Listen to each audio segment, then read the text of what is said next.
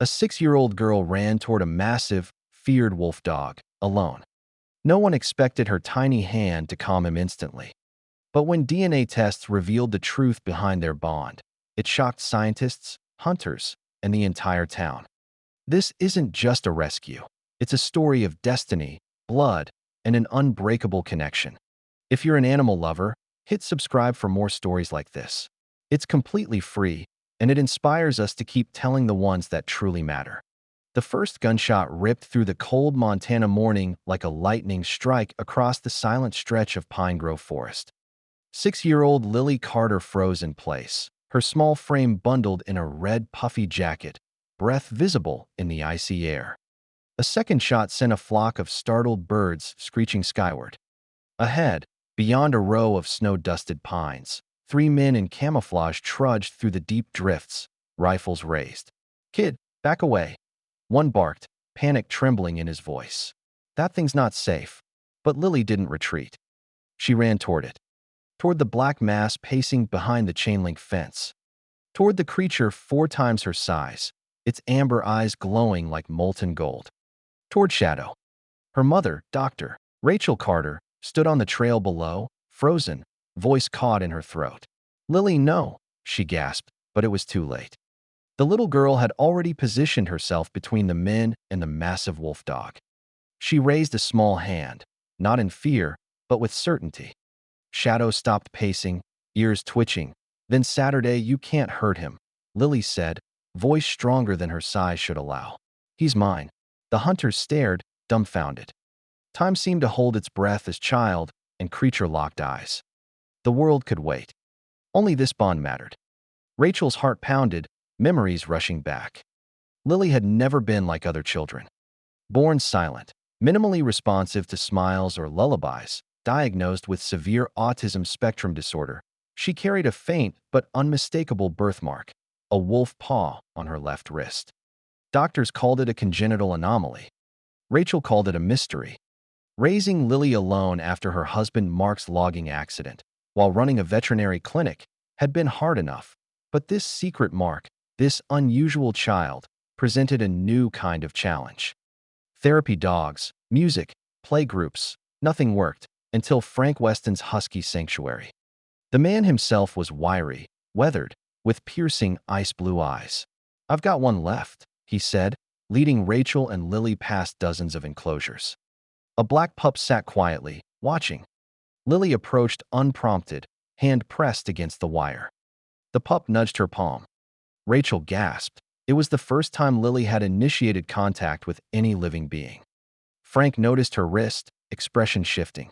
"Well, the wolf has found her," he said softly. Shadow came home that day. Within days, Lily whispered to him. By the end of the week, full sentences flowed, her first laughter in months. She drew pictures, a black wolf, a little girl, stars above them. Shadow grew faster than any dog Rachel had treated. At 6 months, he towered over Lily, eyes glinting with uncanny intelligence, reactions too measured to be normal. One night, a neighbor's dog wandered near. Shadow didn't bark. He coiled, tracking the intruder, relaxing only when Lily touched his flank. "Ever seen a dog like that?" Rachel asked a colleague. "No, doctor," Mason replied. "I don't think that's a dog at all." The whispers in town started. "Did you hear about Rachel Carter's wolf? They let that thing sleep next to a kid." Hunters had come once, thinking him dangerous, but when Lily stepped forward, Shadow's calm stopped them. One lowered his gun.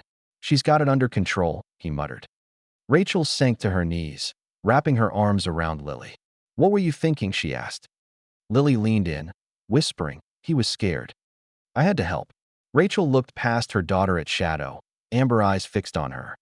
She realized he was no ordinary pet. Shadow's growth was extraordinary. Intelligence bordering on uncanny, protective instincts, and an unspoken bond with Lily.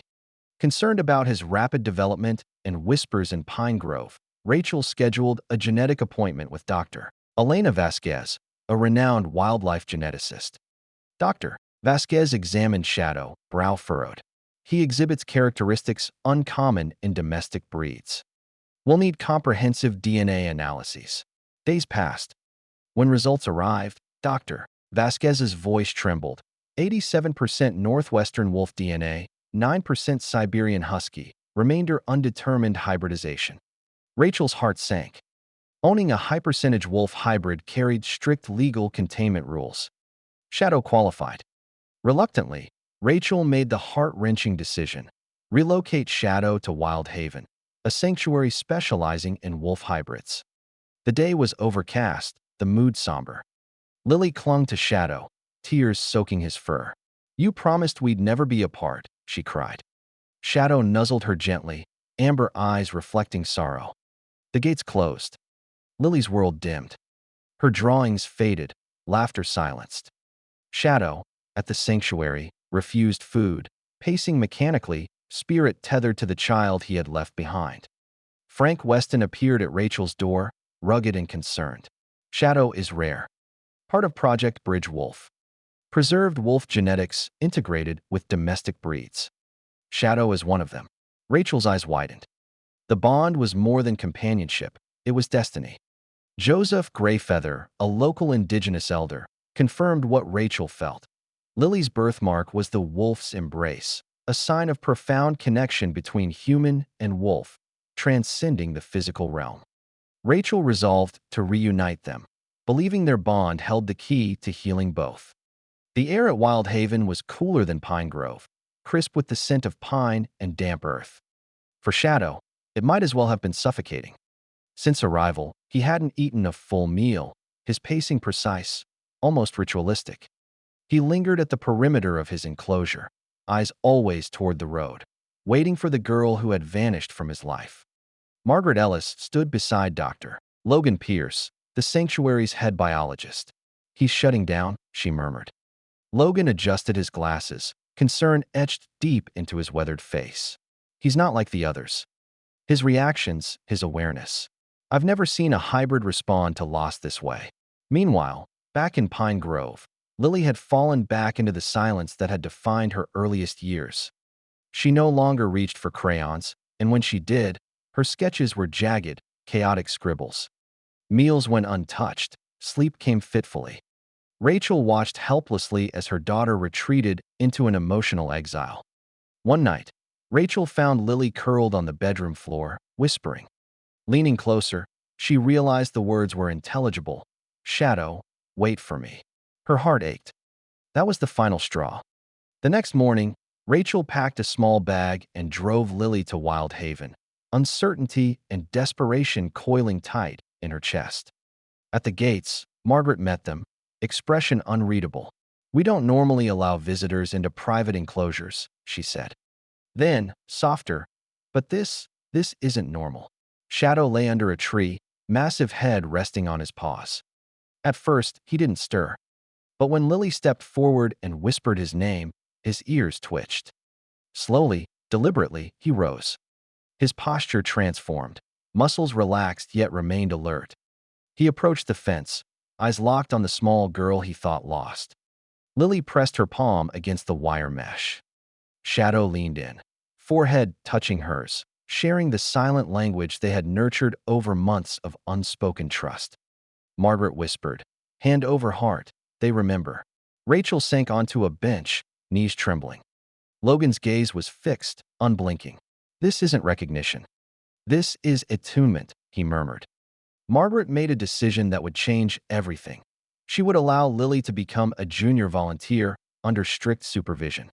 Structured time with Shadow, feeding, observing, enrichment activities, would rekindle the bond while ensuring safety. Rachel hesitated, but Joseph Greyfeather's quiet counsel was firm. Let the bond teach her. It may do more than any therapy could. So began a remarkable chapter. Lily visited daily, sketchpad in hand, recording Shadow's movements, ears, tail, posture. Over time, she developed a shorthand, symbols, arrows pointing to paws, ears, and stance. Shadow responded. A wave meant sit. A tap to the knee meant stay. A curled finger meant roll. At first, sanctuary staff assumed coincidence. Logan set up a controlled video experiment. Lily entered the observation pen and executed her gestures.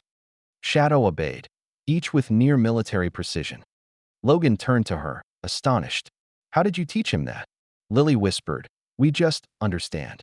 Footage was sent anonymously to Stanford. The reply came in shock. This level of nonverbal communication was unheard of outside primate studies. Word spread in Pine Grove. Some called it miraculous. Others whispered of unnatural control. At a town meeting, resident Henry Weller stood, voice sharp. "That girl is controlling a wild animal with hand signs. That's not natural. That's possession." Sheriff David Monroe, who had visited the sanctuary, stood. "I saw it. That animal becomes a lamb in her presence.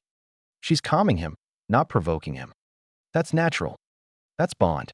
The divide widened, yet intrigue grew. Meanwhile, Logan analyzed Shadow's DNA more closely.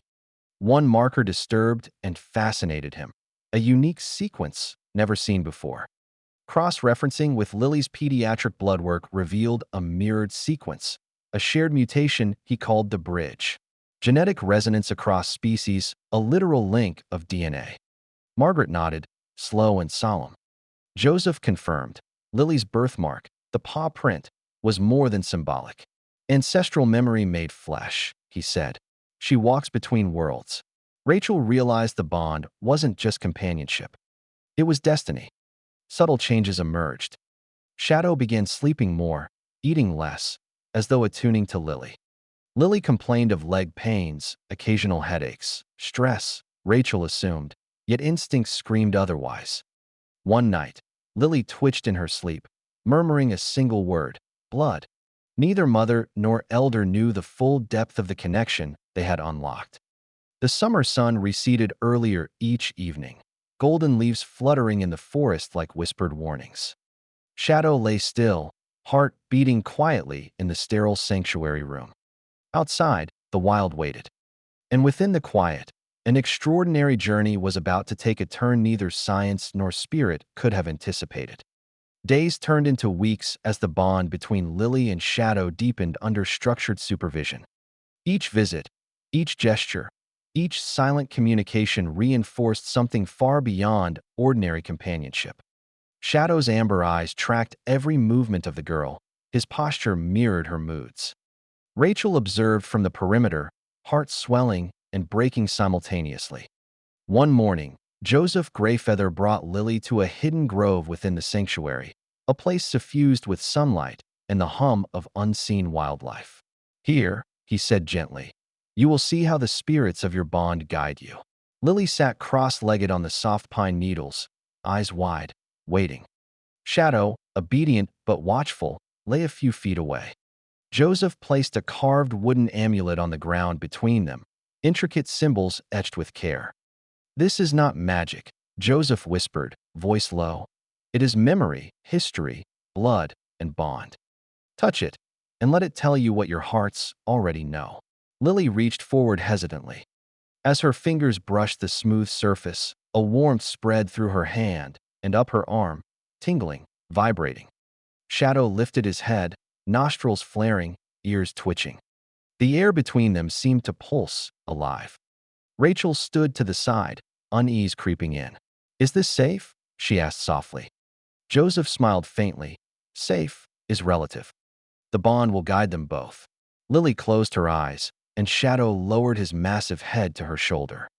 In that moment, for a heartbeat suspended in time, their connection became visible, a thread of energy linking their hearts, glowing faintly, weaving past and present together. Meanwhile, Logan Pierce analyzed the bridge gene sequence again, running simulations and comparing thousands of known hybrid markers. Shadow's DNA contained almost 87% Northwestern wolf lineage, yet a small percentage remained unidentified. Cross-referencing this with Lily's genome revealed something impossible, a mirrored, nearly identical hybrid marker in function, if not in form. It was as though evolution had conspired to connect them, across species, across the natural order. Margaret Ellis, watching from the observation deck, frowned. "I've managed wolf hybrids for decades," she murmured. "I've never seen this level of resonance. They are attuned in ways that science cannot fully explain." And then the news from Pine Grove. Lily's pediatric blood work had returned abnormal results again. Her white blood cell count was dropping, and her bone marrow appeared weakened. Rachel's stomach sank as fear coiled tight in her chest. Shadow's earlier illness had been aggressive, and now the parallel was undeniable. The bridge, the shared mutation, wasn't just a curiosity. It was a lifeline, a literal conduit of health and vulnerability between them. That evening, as dusk settled over the sanctuary, Margaret, Logan, Rachel, and Joseph convened in the main lodge. The air was tense. "We can attempt a radical procedure," Logan began, voice steady but eyes sharp. "Cross-species stem cell transplantation. Shadow's bone marrow might be compatible with Lily due to the bridge. And vice versa. The odds are small, but they exist." Rachel's hands trembled as she processed the words. "You're talking about using a wolf to save my child?" she asked, voice cracking. Logan nodded. "It's unprecedented. It's risky. But given their genetic resonance, it may be the only chance." Joseph added solemnly, "There is a ritual that must precede the procedure. Not magic, but recognition. A ceremony to honor the spirits of both worlds. If the bond is to carry this healing, it must be acknowledged." Rachel's decision was immediate. She looked at Lily, sleeping quietly on the bench beside Shadow's pen, and whispered, "We'll trust the bond."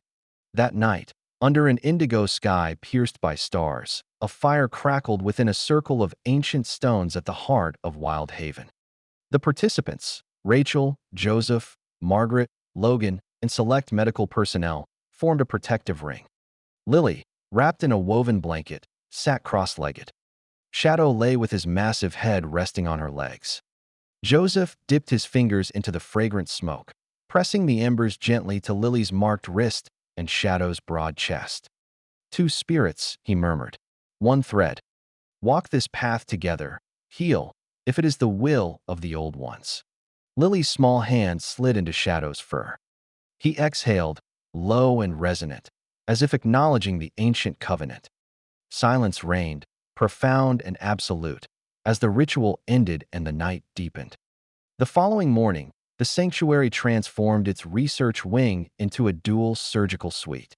Pediatric and veterinary equipment lined tables side by side. Dr. Logan Pierce orchestrated the synchronized procedures, guiding a team of specialists who had never worked in such intimate cross-species collaboration. Lily and Shadow were sedated, vitals monitored in real time. The operation would be a delicate exchange, Shadow's marrow to Lily, Lily's marrow to Shadow. Both were vulnerable, but both were attuned. Hours passed like lifetimes. The extraction was meticulous. Shadow's amber eyes remained closed beneath sedation, his massive body tense yet compliant. Lily's small frame was fragile, but the bridge between them, a resonance of DNA, spirit, and bond, endured even under anesthesia. The final transfer completed, the medical team held its collective breath. In the recovery room, monitors flickered steadily. Slowly, two lives, once endangered, began to stabilize. Lily's blood counts climbed, temperature normalized. Shadow's respiration deepened, his coat regaining luster. The bond had survived the procedure, amplified by the shared healing. The impossible had been accomplished. Over the next days, the recovery unfolded slowly but steadily. Lily awoke with clear eyes, reaching instinctively for Shadow, even before speaking her first words. "You're awake," she whispered, smiling faintly, her small hand touching his fur through the protective barrier. Shadow lifted his massive head, amber eyes reflecting recognition and relief. He had endured the procedure, his strength returning, yet the bond had only deepened in its subtle, unspoken ways. Rachel watched quietly from the side, a mixture of awe and relief threatening to overwhelm her. For months, she had carried fear and uncertainty, but now she could finally see tangible evidence that the extraordinary link between her daughter and Shadow was real, powerful, and life-saving. She stepped closer as Shadow nudged Lily gently, as if saying, "I'm here. Always." Margaret Ellis and Logan Pierce continued monitoring both patients, documenting every subtle shift in behavior, vitals, and response. The data was unlike anything they had encountered. Shadow's regenerative capacity exceeded expectations, perhaps amplified by the bridge gene's unique properties. Lily, meanwhile, recovered more quickly than typical pediatric protocols would suggest. The shared hybrid mutation between them seemed to accelerate healing, creating a resonance neither fully understood. Joseph Greyfeather returned daily, guiding small ceremonial acknowledgments of the bond. He taught Lily the language of gestures, subtle hand movements that signaled calm, attention, or reassurance to Shadow. The Wolfdog responded instantly, a living echo of ancient understanding. Lily's small fingers traced the familiar patterns, and Shadow mirrored each movement with precision, a silent dialogue forming between human and wolf. Outside, the sanctuary began to notice subtle changes. The younger hybrids, Shadow's own offspring, reacted differently in his presence. His pup Ember, small and observant, would sometimes mimic Shadow's movements or approach Lily cautiously, as though sensing an inherited connection.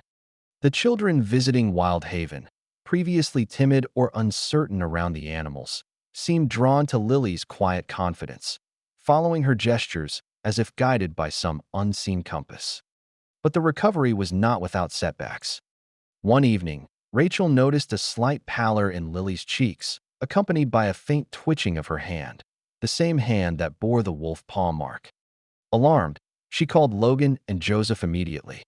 Shadow, sensing tension, became unusually restless, pacing along the edge of his enclosure, ears forward, eyes tracking every movement. Tests confirmed minor fluctuations in Lily's blood counts. Logan sighed, rubbing the bridge of his nose. "It's the bridge," he said softly, almost to himself. "Their bond carries risk as well as healing." Rachel wrapped her arms around Lily that night, whispering promises. "We're going to be okay," she murmured. Lily leaned into her mother, but her mind was elsewhere, on Shadow, on Ember, on the thread connecting them all. "He knows," she said softly. "He knows when I'm sick." Rachel nodded, realization dawning. The wolf dog wasn't just a companion. He was a living barometer of her daughter's well-being, connected at a level far deeper than any human understanding. By spring, both Lily and Shadow had regained significant strength. Short walks around the sanctuary trails became daily routines. Shadow, though graying at the muzzle, moved with a fluid confidence, a quiet sentinel beside the little girl who had saved him years ago. Lily's laughter returned, ringing through the pine trees like wind chimes stirred by a gentle breeze. Her sketches, once jagged and chaotic, now depicted harmony, wolves and humans intertwined, threads of light connecting hearts, paws, and hands. Margaret, observing from a distance, decided to expand the bridge program. Children with unique needs, autism, PTSD, or emotional trauma could now interact with wolf hybrids under strict supervision, guided by trained staff and senior volunteers like Lily. Rachel, initially skeptical, now stood amazed as her daughter instructed visiting students, guiding them through basic gestures to communicate with the animals. Shadow's patience was unwavering, Ember's curiosity growing, and the sanctuary became a living testament to the power of connection across species. Yet questions lingered. The hybrid markers in Shadow and Lily's DNA were unique, unlike anything documented. Geneticists at Stanford and the University of Montana were fascinated, calling for collaboration and detailed studies. Logan worked tirelessly, cross-referencing bridge sequences, noting how certain genes seemed to align almost like puzzle pieces across species. "This isn't just coincidence," he said, eyes wide at the computer screen. "It's evolution, memory, and resonance rolled into a single lineage." And then came the whispers of Pine Grove. Locals murmured about the girl and the wolf dog, some fearful, some reverent. Henry Weller, the town skeptic, watched from the back row at a public sanctuary event. "It's unnatural," he muttered, arms crossed. "A child controlling a wild creature? It's wrong." Sheriff David Monroe shook his head. "I've seen it with my own eyes," he countered. "She's not controlling anything. She's healing him, and he's healing her." That's the truth. The balance between awe and skepticism persisted, but inside the sanctuary, the bridge gene's reality was undeniable. Lily and Shadow were living proof that nature's mysteries, science's reach, and ancient wisdom could converge in ways previously unimaginable. By midsummer, the first signs of Ember's intelligence became apparent. Unlike her siblings, Ember didn't just play. She observed, mirrored gestures, and occasionally placed a paw on Lily's lap in a near-reverent echo of Shadow's first years. Lily whispered softly. She remembers the thread. And in that moment, the cycle of bond, healing, and understanding expanded, a living legacy connecting child, Wolfdog, and the wild in ways only the heart could comprehend. By late summer, the sanctuary had settled into a rhythm. Lily's confidence soared alongside Shadow's restored vigor. Together, they patrolled the edge of the sanctuary's trails, a small entourage of children and staff trailing behind, learning the subtle language of gestures, signals, and shared understanding. Shadow's eyes always remained on Lily, attuned to her tiniest motions. Even Ember, now slightly larger and more confident, mirrored the same vigilance, occasionally glancing at Shadow as if taking silent instructions from her father. Rachel often lingered at the periphery, watching her daughter interact with the animals. Each movement, each gesture, held a lesson, not only for the children but for the staff and visiting scientists. Logan's research team observed in awe, documenting patterns, noting correlations between bridge gene markers and behavioral responses. The Wolfdog's intelligence, while remarkable, was only half of the story. Lily's responsiveness, intuition, and innate connection to the hybrids pushed the boundaries of known science.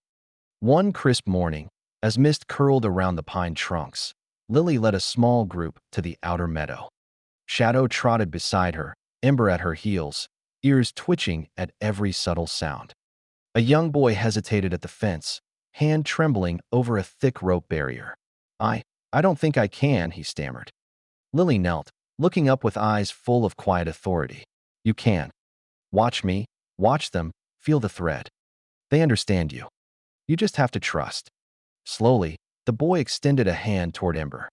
The small pup paused, ears swiveling, then gently pressed her paw against his palm. Gasps of amazement rippled through the group. Shadow shifted slightly, tail wagging in slow, deliberate arcs. It was a teaching moment, yet also a revelation. These were not ordinary interactions. Each child, each animal, formed a resonance that defied conventional understanding. Meanwhile, news of the bridge program spread beyond Pine Grove. Geneticists, veterinarians, and child development specialists arrived in cautious waves, each seeking to witness the connection firsthand.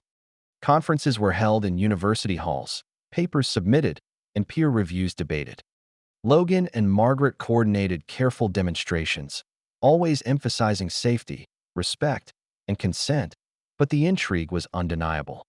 Some called it revolutionary, others mystical, a union of science and spirit that no textbook could yet explain. Back at the sanctuary, Shadow's health remained robust, yet the memory of illness lingered. Occasionally, he would pause mid-step, eyes narrowing, as if scanning invisible patterns, perhaps echoes of his previous vulnerability. Lily noticed immediately and would kneel beside him, whispering soothing phrases, tracing the familiar path of gestures they had developed over years. The Wolfdog's muscles would relax, tension melting away, as if acknowledging that the human beside him was now a part of his very existence, inseparable and understanding. Ember continued to grow at an astonishing rate, her coat a glossy black with subtle amber flecks that glimmered in sunlight. Her intelligence startled even Margaret, who had decades of experience raising and studying wolf hybrids. "She's different," Margaret admitted quietly to Logan one evening. "Not just in size or behavior. There's something deeper, something inherited." Logan frowned, scrolling through genetic data. Ember carried the same rare hybrid markers as Shadow, and subtle modifications suggested the bridge gene might have been strengthened through the unusual stem cell transplant. One evening, as twilight spilled golden light over the sanctuary, Lily sat under the pine canopy, sketching Shadow and Ember together. Rachel approached quietly, noticing how natural her daughter looked, at ease in a way she hadn't been before the bond formed. "They're incredible," Rachel murmured, her voice barely audible.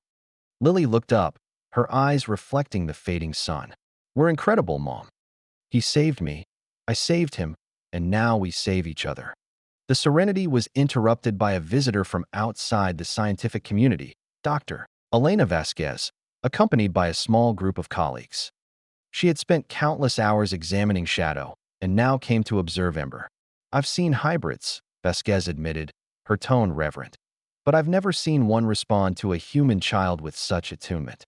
And this bridge gene, it's not just genetic. It's behavioral, emotional, almost symbiotic." As they spoke, Shadow shifted, moving with deliberate care to stand beside Lily. Ember mirrored him immediately, pressing close to her sister's child. The scientists' cameras and instruments could record data, but they could not capture the subtle flow of understanding between girl and Wolfdog, a language beyond words. Joseph Greyfeather, who had observed silently from the circle of pines, whispered, "This is what we have always known. Blood, bond memory. It is alive, and it chooses its keepers carefully." Back in town, Pine Grove continued to whisper. Skeptics and believers argued over dinner tables and in coffee shops. Yet for Rachel, Logan, Margaret, and the few others who had seen it, doubt was impossible. The threads between Lily, Shadow, and Ember were tangible, living proof that the bridge gene, the ancient connection, and the bond of hearts could overcome the boundaries of species and biology. By autumn, the sanctuary held a small ceremony, marking the completion of the initial recovery and integration period. Children and adults gathered, some to witness, others to honor. Lily stood at the edge of the enclosure, Shadow at her side, Ember at her feet. Together, the trio represented survival, resilience, and the extraordinary potential of connection. The crowd watched in hushed awe as Lily extended her hand, Ember placing her paw gently upon it, and Shadow nudging the child with his broad snout. The ritual was silent, unspoken, yet its meaning resonated deeply. For Lily, it was affirmation of a promise, a lifelong bond, one that transcended words, species, and even mortality.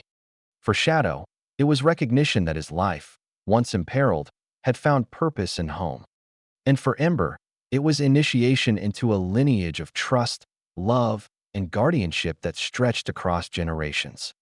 Winter crept into the pines with a hush, frosting the tips of evergreens and dusting the sanctuary trails with snow. Lily, now slightly taller, moved with confidence and grace, her sketchbook never far from hand. Shadow, older yet still imposing, patrolled beside her, muscles rippling under his thick coat, amber eyes scanning for any disturbance. Ember, smaller but equally intelligent, darted back and forth, ears twitching at every subtle sound, learning from both Lily and Shadow in silent tutelage. The bridge program, named in Lily's honor, had grown steadily. Children from nearby towns and even distant cities arrived under careful supervision, guided by trained staff, scientists, and Lily herself. The young ambassador led tours, demonstrated nonverbal communication, and illustrated the subtle cues that allowed humans and wolf hybrids to communicate. She spoke softly, confidently, her gestures precise, earning trust and wonder from children and adults alike. Rachel watched from the sidelines, heart swelling with pride. She remembered the terrified, withdrawn girl who had clung silently to life just a few years earlier. Now Lily thrived in a space that balanced freedom, safety, and understanding, a space that had been carved from love, science, and a thread of ancient, ancestral memory. One late afternoon, Logan Pierce approached Rachel and Margaret, his expression unusually serious. "We've finished the long-term genetic analysis," he said quietly. "It confirms what we suspected. Shadow, Ember, and Lily share a unique sequence of the bridge gene, one not documented before. But there's more. It's not static. It appears to have adapted slightly post-transplant. The hybrid-human connection may have amplified itself." Margaret's brows lifted. "Amplified? You mean stronger?" "Yes," Logan replied, "and not just genetically. Their behaviors, instincts, and even emotional responses are more synchronized than any baseline we've ever seen. It's unprecedented. If replicated, it could redefine the study of interspecies communication, genetic therapy, and even trauma recovery." Joseph Greyfeather, standing quietly nearby, nodded slowly. "This is what we've known all along," he said. "The bond is alive. It evolves, nourished by trust, intent, and shared purpose. These children marked by the paw are more than companions. They are keepers of memory, bridges between worlds. They awaken what is dormant, protect what is vulnerable, and teach what cannot be taught in books alone. Meanwhile, Shadow and Ember settled beside Lily as she sketched the last glow of sunlight stretching across the sanctuary fields. Lily paused, pencil hovering. "They feel it too," she whispered to Rachel. "The bridge, it's alive. They know the thread." Rachel felt a shiver of awe.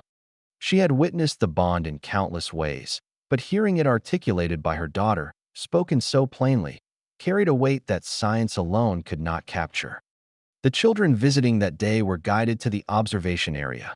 Lily led them through gentle exercises, demonstrating nonverbal signals, hand placements, and subtle eye contact. Shadow lay in calm vigilance, Ember practicing cues with measured movements. Gasps, laughter, and whispered astonishments filled the air. For some, it was the first time they had felt the presence of another species so deeply attuned to them. As twilight descended, the sanctuary quieted. Shadow and Ember padded to the edge of their enclosure, noses nudging Lily's hands. She knelt, placing a palm against Shadow's forehead, then resting it against Ember's. The two wolf dogs exhaled slowly, synchronizing breaths with the girl. It was a silent acknowledgement, a reaffirmation of trust, of shared survival, of destiny fulfilled. Rachel stepped forward, voice choked with emotion. "You saved each other," she murmured. Lily looked up, amber eyes meeting hers with a serenity that spoke volumes. "No," Lily corrected softly. "We chose each other. Always. That's what matters." Outside the sanctuary, the snow deepened, reflecting the glow of lanterns and campfires. Scientists and staff packed up for the day, their discussions heavy with speculation and excitement. Some spoke in hushed tones about the ethical implications, others about the revolutionary potential for medicine and genetics. Yet none could deny the wonder that emanated from the girl and her wolf dogs, a force older than science, older than memory, a living bridge that connected hearts, species, and worlds. Years later, Lily would tell the story of Shadow, Ember, and the bridge gene to children, scientists, and visitors alike. She would speak not just of genetics or therapy, but of trust, understanding, and destiny. Shadow grew old, but remained vigilant.